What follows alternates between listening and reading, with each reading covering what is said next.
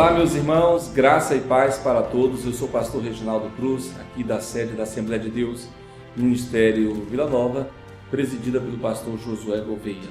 Nós temos a oportunidade de compartilhar com todos os irmãos, inclusive professores, superintendentes, coordenadores de escola bíblica dominical, de todo o Ministério Vila Nova, de todo o Brasil. Compartilhar da lição 11 da revista de escola bíblica dominical da editora Betel. O tema é Sirva a Deus em todo o tempo e com toda a sua família. Então, o objetivo desta lição é ensinar que a família é o edifício mais importante da sociedade. Essa lição, que trabalha a perspectiva da família, ela basicamente lança a ideia que toda família deve ter um fundamento. Toda família deve ser fundamentada. Toda família deve ter uma estrutura. O primeiro tópico dessa revista diz que devemos construir, reformar ou reconstruir sua família. Então, o texto trabalha três perspectivas. Para Deus, não há nenhuma família perdida.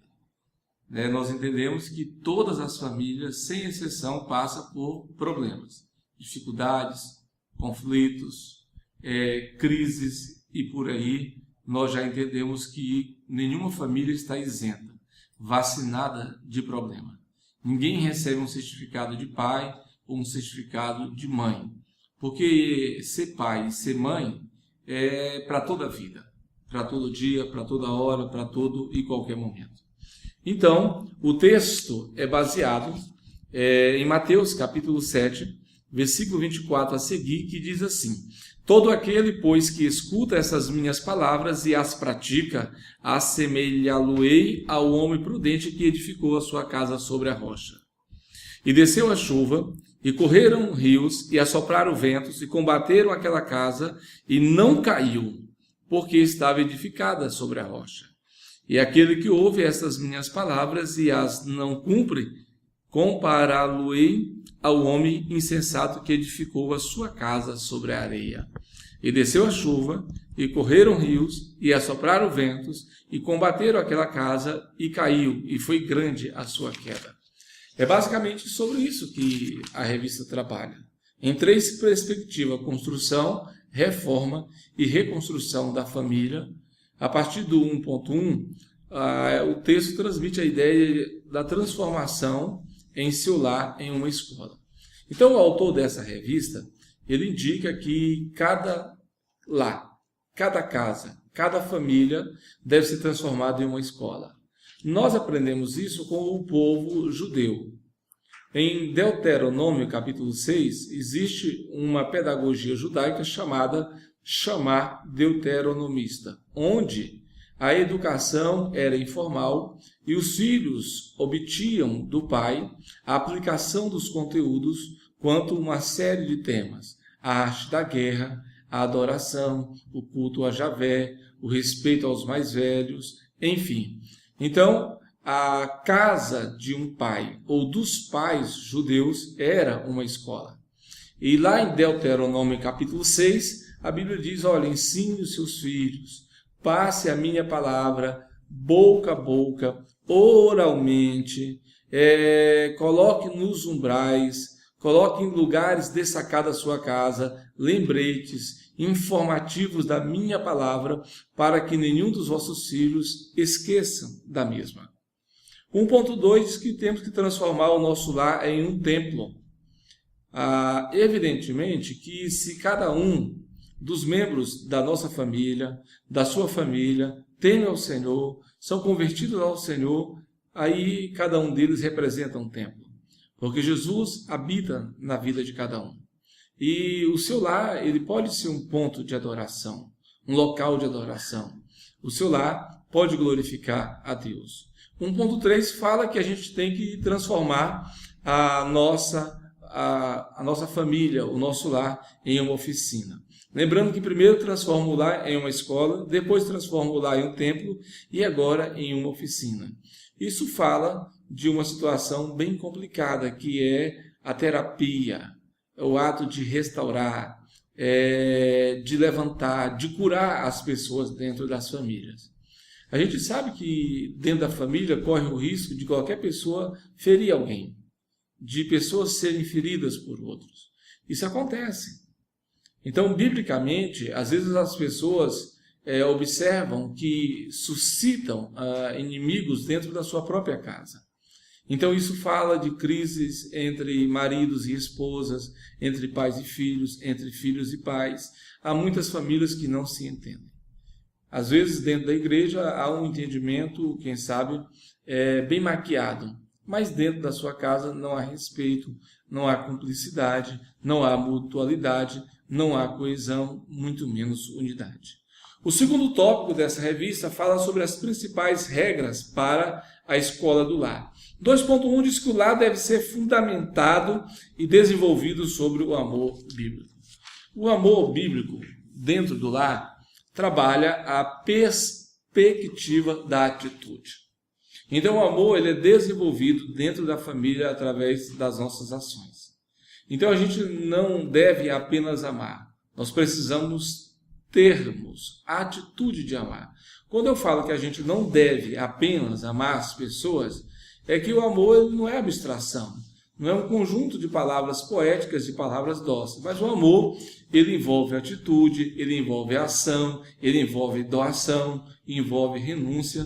Isso são características do amor que nós devemos ter. 2.3 diz que no lar não pode haver lugar para o medo. O medo pode ser observado em 2 pontos de vista diferentes. De repente um filho compra uma moto e aí esse filho ele não tem medo. Ele não é uma pessoa sensata.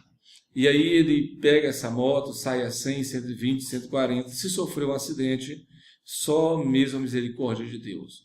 Então, nesse caso, esse rapaz deveria ter medo de entrar em um processo de alta velocidade. Por quê? Esse é o medo necessário. Esse é o medo que nos dá a noção prévia ou exata do perigo. Agora, quando o autor diz que no lar não pode haver medo, é o medo de enfrentar os desafios, enfrentar os problemas, enfrentar situações adversas, o medo de perdoar, de ser perdoado, o medo de amar.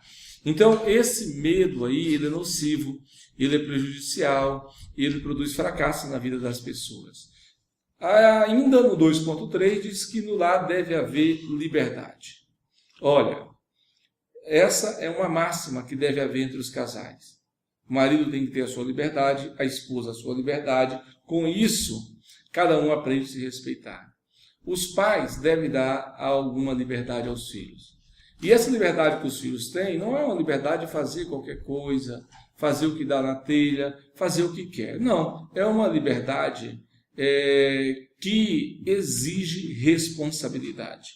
Terceiro tópico, o autor ele nos direciona que devemos conduzir nossa família ao Senhor.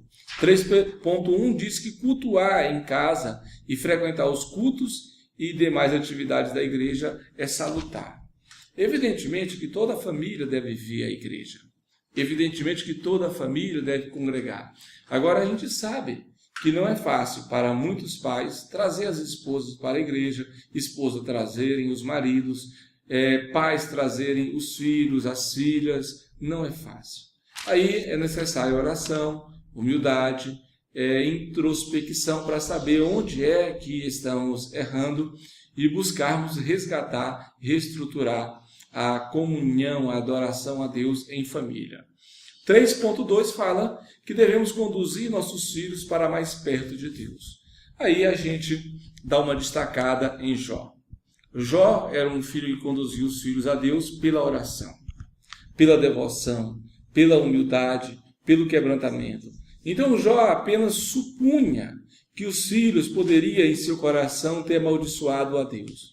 Mas Jó, ele intercedia pelos seus filhos. Ele se precavia. Não é o tipo de pai, não encontra-se em Jó o tipo de pai que deixa o pior acontecer, que deixa que os filhos entrem em condições, situações perigosas. Jó, ele é um sacerdote que levantou um altar e diariamente intercedia, orava pelos seus filhos a Deus. O terceiro 3.3 diz: consagre sua família a Deus. Então cabe ao pai, cabe à mãe se responsabilizar por toda a família. O desejo de Deus é que toda a nossa família, que todos os membros da nossa família convertam-se ao Senhor, rendam-se ao Senhor, purifique e santifique ao Senhor. Mas se nós não estamos conseguindo isso, meu irmão, o conselho é nós nos humilharmos, chorarmos, nos quebrantarmos e pedir a Deus misericórdia. Faça isso enquanto é tempo. Busque em Deus a restauração da sua família. Busquemos em Deus a restauração das famílias que estão em nossas igrejas. Nós precisamos sermos mais pastorais, exercermos o amor, o cuidado, o carinho e a intercessão de um pastor. Porque as famílias todas só estarão adorando a Deus quando todos nós, indistintamente, indiscriminadamente, todos nós dobrarmos os nossos joelhos e clamarmos não somente pelas nossas famílias, mas todas as famílias. A Bíblia diz que todas as famílias serão benditas. Aquelas bênçãos para Abraão indica claramente que em ti todas as famílias da terra serão abençoadas. Então, Deus abençoe a sua família em nome de Jesus.